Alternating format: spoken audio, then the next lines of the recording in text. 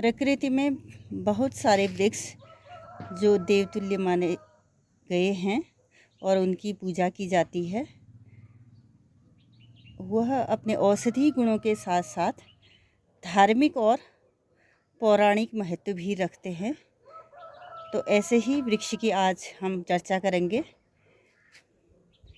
जिसका नाम है पारिजात।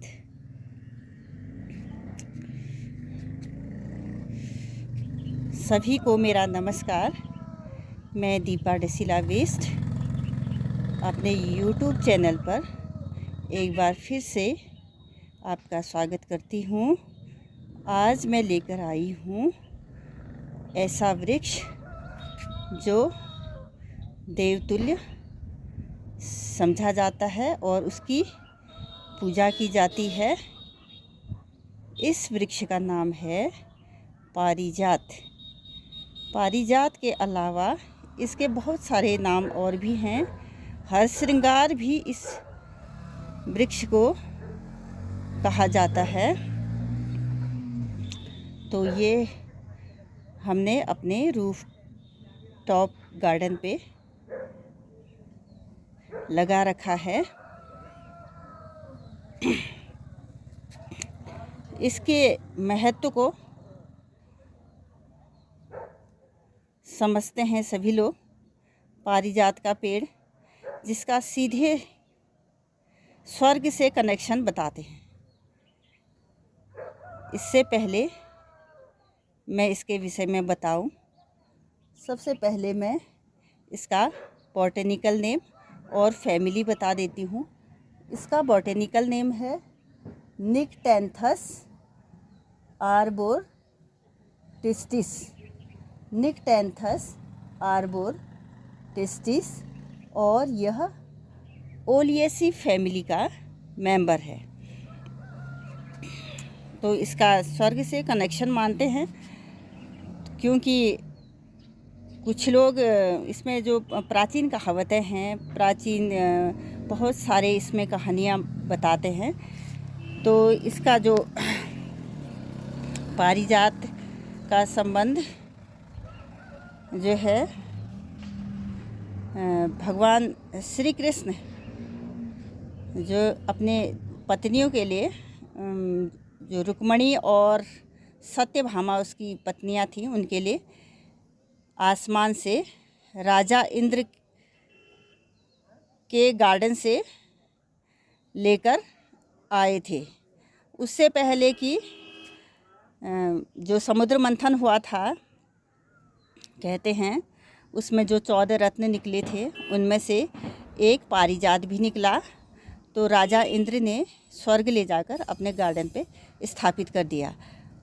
तो श्री कृष्ण वहाँ से लेकर आए। तो वो लेके आए रुक्मणी के लिए। सत्यभामा भी जिद करने लगी, मेरे लिए भी लेकर आओ। तो यह सत्यभामा के गार्डन में ही रोपित कर दिया गया और इसके फूल गिरने लगे रुक्मणी के आंगन में। तो एक कहानी तो ये है और बहुत सारी कहानियां हैं, आप लोगों ने भी सुनी होंगी। इसका हर श्रृंगार नाम पड़ा है। हर श्रृंगार नाम इसलिए पड़ा है कि जो सीता मैया थी, जब वनवास गई थी रामचंद्र के साथ, तो यहाँ इनके फूलों का वह श्रृंगार करती थी, माला बनाती थी और माला पहनती थी, गजरा पहनती थी। तो इस तब से इसका नाम हर श्रृंगार पड़ा। यह भी लोग कहानी में बताते हैं। इसके अलावा इसके अन्य नाम भी हैं। इसके अन्य नाम हैं, इसको शोक का पौधा, दुख का पौधा भी कहते हैं। इसके पीछे भी कहानियाँ, जो प्राचीन कहानियाँ हैं, वो भी इसमें शायद इसीलिए इसको कहते होंगे। जो शोक का पौधा, दुख का पौधा, sorrow of tree, sadness of tree, ऐसे नाम भी हैं इसके। तो मुझे लगता है और जो अन्य कहानियाँ हैं, एक पारिजात नाम की राजकुमारी थी, सूर्य से उसको मोहब्बत हो गई थी। तो सूर्य ने उसका प्यार अस्वीकार कर दिया, तो उसने आत्महत्या कर दी। शायद इसके कारण इसका नाम सैडनेस पड़ा होगा। सैडनेस ट्री और सॉरो ऑफ ट्री भी इसे कहते हैं। और नाइट ब्लूमिंग फ्लावर है ये, क्योंकि ये जब शाम हो जाती है उसके बाद ही ये रात को खिलता है, तो इसको नाइट ब्लूमिंग फ्लावर भी कहते हैं, रात को खिलने वाली चमेली। और इससे बहुत सुगंध आती है।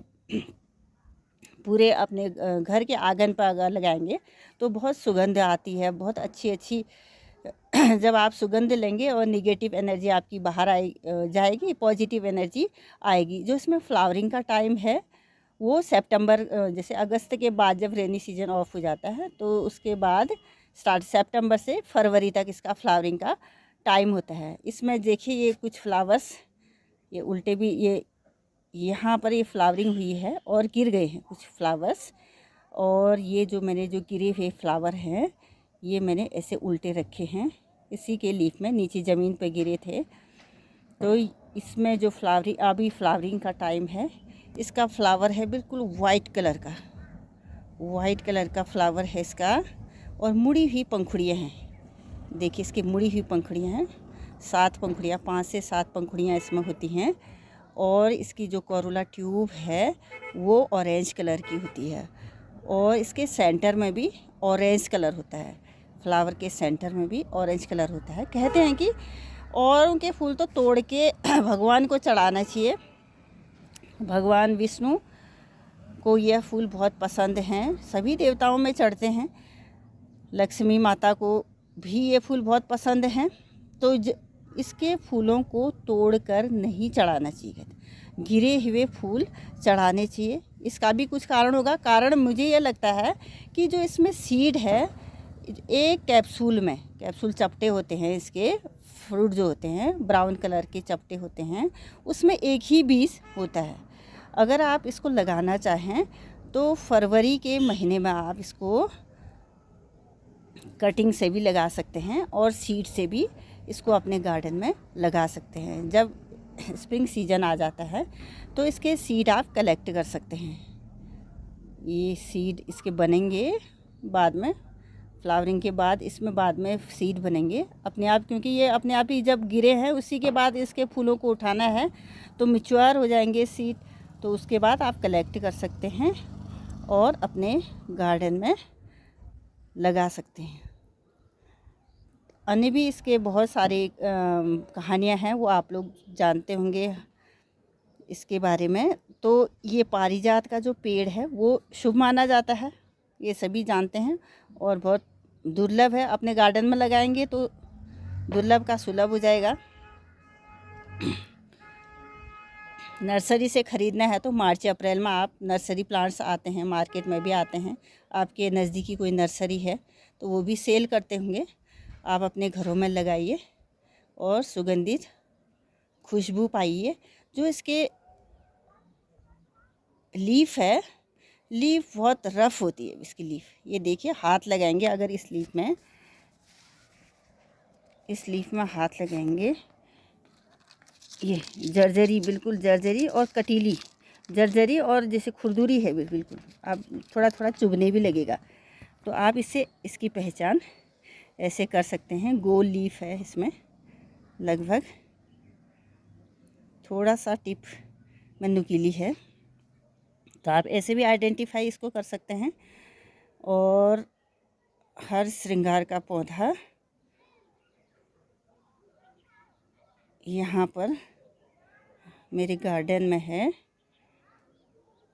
तो इसका जो औषधि गुण है, इसके लीफ है जो, इसका काढ़ा बनता है। अगर आपको फीवर है लगातार जो ठीक नहीं हो रहा है तो इसका काढ़ा आप पी सकते हैं। काढ़ा बनाना सभी को आता है, फिर भी मैं बता दूं। काढ़े के लिए हम अगर 1 लीटर हमने पानी ले रखा है तो इसमें पत्तियां जब डालेंगे तो 1/4 जब उसमें पानी रह जाएगा तब तक बॉईल करते रहिए और उसका अर्क आप ले सकते हैं। और इसके जोड़ों का दर्द, साइटिका, इन बीमारियों में भी इसका उपयोग होता है। संक्रामक अगर रोग हो गया है तो इसके पत्तियों का काढ़ा पीना चाहिए कहते हैं।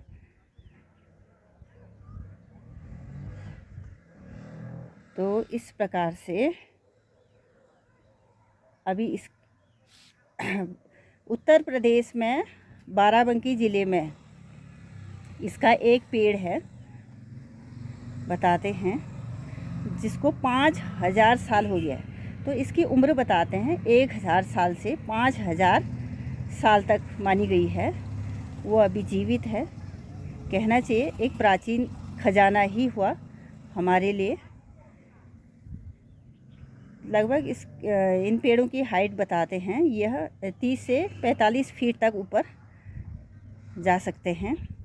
ये पेरिनियल प्लांट है, बहुवर्षीय पौधा, हरा भरा रहता है हमेशा। और फ्लावरिंग का टाइम इसका वही जो अभी बताया था मैंने, फरवरी तक इसका फ्लावरिंग का टाइम रहेगा, सितंबर टू फरवरी। इससे पहले बहुत सारे फ्लावर आए थे, ये दिखाई दे रहा है आपको। ये गिरते गए, झड़ते गए। लास्ट में इसके सीड्स हम कलेक्ट कर सकते हैं। जो इसके सीड्स होते हैं, जो फ्रूट्स होते हैं, चपटे होते हैं, और एक फ्रूट में एक ही सीड होता है, तो इसीलिए यह कम सीड पैदा करता है। तो इसके आगे जनरेशन के लिए कहते होंगे, इसके जो पुष्प है उसे तोड़ना नहीं चाहिए। जब मैच्योर हो जाएगा तो सीड्स बनेंगे।